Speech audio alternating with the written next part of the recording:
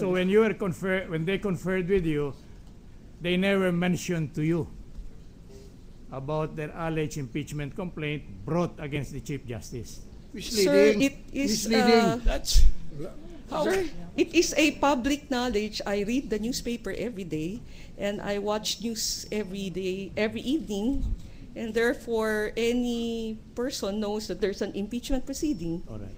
No, but that is not my question, whether you know or not. My question to you is, did they tell you what they expect to question you in connection with your examination now? Sir, we never even discuss what they intend, what their objective is. Because I think everyone knows there's an impeachment proceeding and they're the prosecutor and they want me to present this evidence, this document. So there's no discussion of what it is they want to, because I don't think there's even a need to discuss that anymore. I see. So even they did not go any further except that you bring the documents they wanted you to produce. Is that Sir. right? Yes, sir. They did not even ask you or tell you what this impeachment case is about. True, there is an impeachment case. What did they tell you what this impeachment case is about? Also no. Sir, no more. It's No judicial. It's public knowledge. No.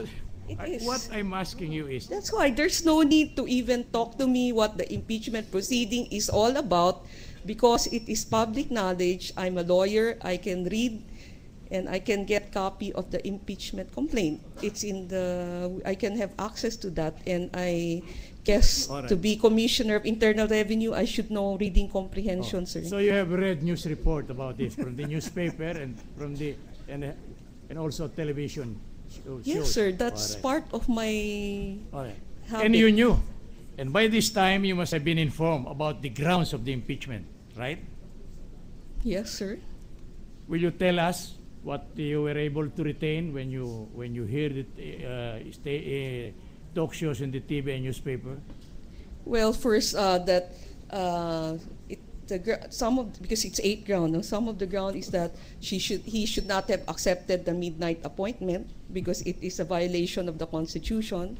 Second, that he is biased by the vote that he voted. No? And I think there's culpable violation of Constitution and all those things.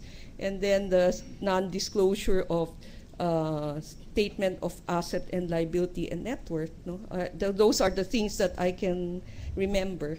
The way you made your narration, I'm inclined to believe that you never had the impression that in this case, the problem of illegally acquired wealth was never surfaced. Well, for me, sir, when we talk of statement of asset and liability and net worth, it is inherent in that document that what we're talking about is illegally obtained wealth. No? Because otherwise, there's no need for anyone to even submit a statement of asset and liability and net worth. It will be just a piece of paper that anyone can just file. All right. And it's just a tedious process. So when you came over in obedience to that subpoena, you knew you'll be testifying in connection with the alleged illegally acquired wealth of the Honorable Chief Justice Corona? Or you? I will be testifying as to what income has he reported, what income has the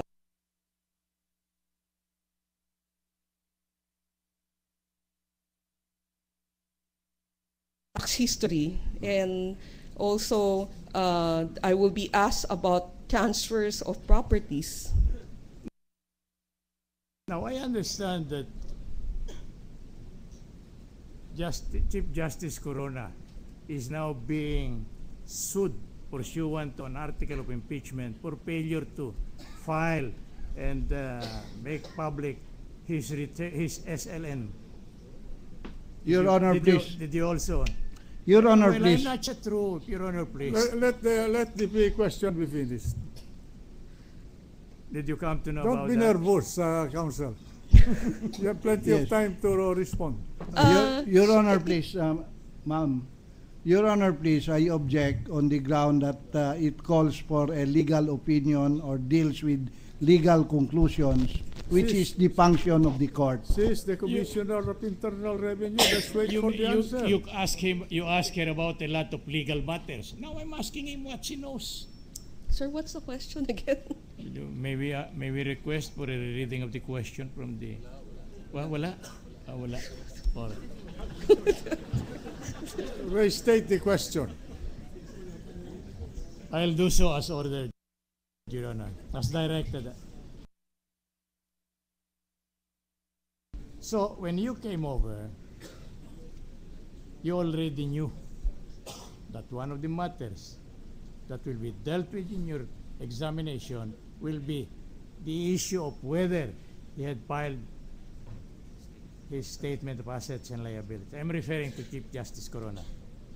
Sir, I think everyone knows because everyone keep on arguing about that article, sir. Maybe No, ask... it's Yes, sir, because- I know. Yeah. From all the argument that's May going I on. admonish the witness to answer the question, understand the question, Yes, sir. and answer the question as precisely and concisely as you can do it. That's why that necessitates a comparative study of Chief Justice Corona's statement of liabilities in relation to other documents in your possession as Commissioner of Internal Revenue. Am I right? Sir, I don't have the statement of asset and liability and net worth of Chief Justice Corona. It is not submitted to the Bureau of Internal Revenue. All right. What Because- I was asked to provide are only his income tax return or income tax payment, if any. Correct. So, thank you for the information. So, you have never seen any statement of assets and liabilities of the respondent, Chief Justice Corona. Am I right? Today, I have seen it already. No. You said Go ahead, I've go never ahead, please. seen. So, I have seen it today. Only I have to- seen, as of today, I have already seen it, sir. only today. No. As of today, I have already seen the statement of asset and liability and All right. net worth. How long a Yeah, time? just to clarify, when exactly were you able to see the SAL-N of the respondent for the first time? When it was given to me by a media person after the SAL-N was presented A media here. person. Yes, sir. When I was waiting in the for Thursday when I was called, When was that? January 19? January 20, 19, sir. 19. Yes, I was here on January 19, sir, in the holding room. Proceed, Counsel. So, this statement of assets and liabilities that is now the center of discussion now had never been discussed by you with the prosecution panel. Am I right? Yes, Because sir. this is the first time you saw it. No, the first time I saw it was January 19. Yes. So Yes, sir. that was when the case was already filed. Yes, sir. And that was when the case is being tried already, the impeachment case. Is that Yes, not sir. right? All Yes, right. sir. Now, so you have no idea of what is the issue involved about this alleged statement of assets and liability of the Chief Justice.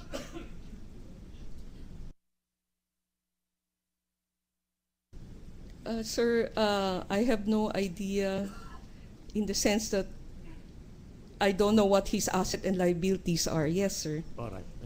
And that, kindly tell the Honorable Court whether that was the subject of your discussion with the prosecution panel at any time before you took the witness stand.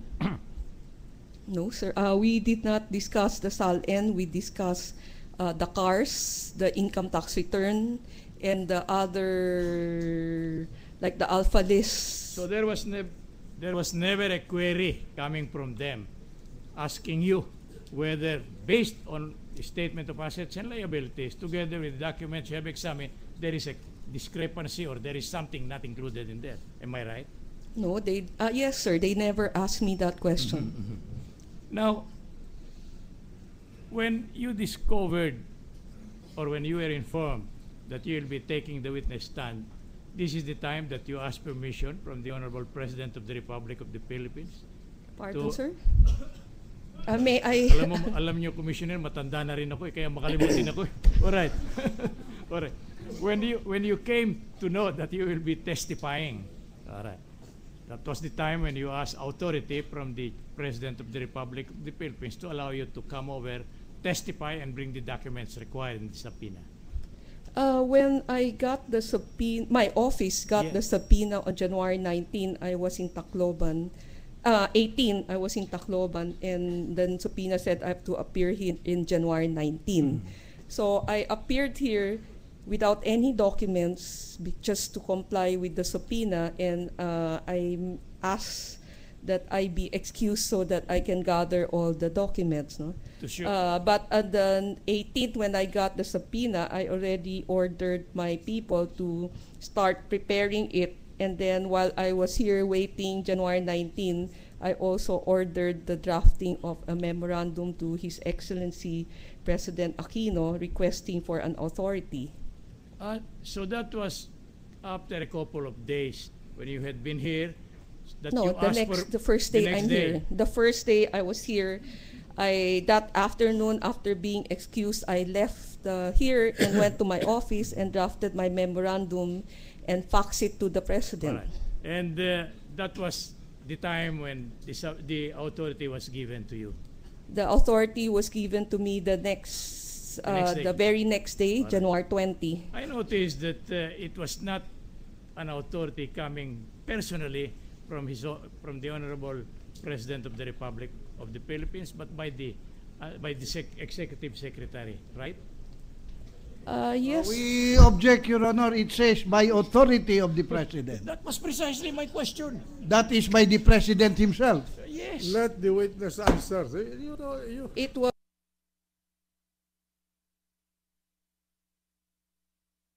was issued Just a under minute. by signed. You are all too jumpy. It was signed by the Executive Secretary under the order of the President. Right. All right. Now, was there any instance after that authority, prior or after that authority was issued, that you have a talk with the Honorable President of the Republic of the Philippines? No, I have no opportunity to talk to him. Oh. So, it is safe to presume that when he knew about this, when the President knew about this, he never talked to you at any time. From the time I wrote the memo, no. I coursed it through the Deputy Presidential Legal Counsel, who's in his office. No. And did you have a talk with the Honorable Executive Secretary about your appearing here? No, sir. With any high government official in connection with your coming over as a witness for the prosecution? I informed my Secretary of Finance that I got a subpoena and that I will be asking for an order from the President to order me to bring those documents. Did he tell you, go ahead, sundin mo yan sa subpoena, mag-appear ka, tumistigo ka, at sabihin mo ang katotohanan? Oh. Ayan. Did she also say that durugin mo na si Corona kung maaari? Wala ho siyang sinasabing gano'n. Wala sinabi. Oh. So you were holding your punches in connection with the subject matter of your testimony because there was no such statement on the part of the higher up of Malacanang. Sir, I do not hold punches. I only do my job. And I'm a very professional person. Even if you're my worst enemy, I will just do my job. If you're complying, then I don't file a case. I hope you don't have enemies. Pardon? He said, even if you are my worst enemy, please yes. do not consider me an enemy. I am not. I'm just discharging the duties or the functions of a defense lawyer. Yes, Madam sir. Witness. I am all merely discharging my function as Commissioner of Internal Revenue.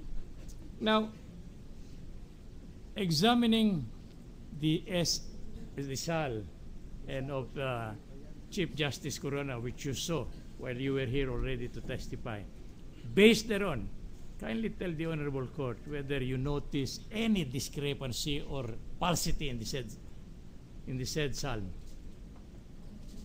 I noticed a lot of discrepancy in the SAL that I saw, that the media gave me, because I measure it in relation to the SAL I have to submit.